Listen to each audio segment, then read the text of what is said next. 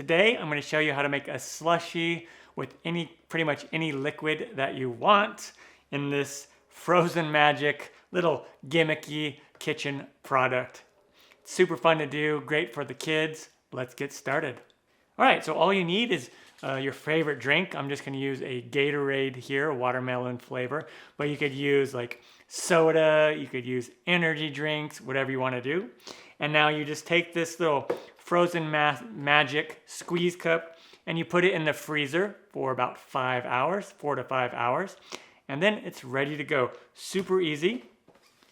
And then we're going to take our liquid here and we'll just pour this in. We're not going to go all the way. About 3/4 full at first, and then you just start squeezing. And what happens is, by squeezing, it's going to turn that liquid into your frozen slushie. And this is the fun part for the kids. And so you can see why you don't want to put too much liquid in there, because then it'll just squeeze it out.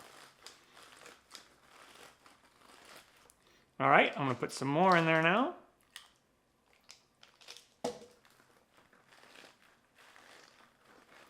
And then just squeeze, squeeze, squeeze. It's definitely a gimmicky product, but it does actually work. And there you have it. Super easy slushie, made in a few minutes. Pretty cool, fun for the kids. And then it comes with this little straw that has a scoop or spoon at the end. And then you can just get some of that slush.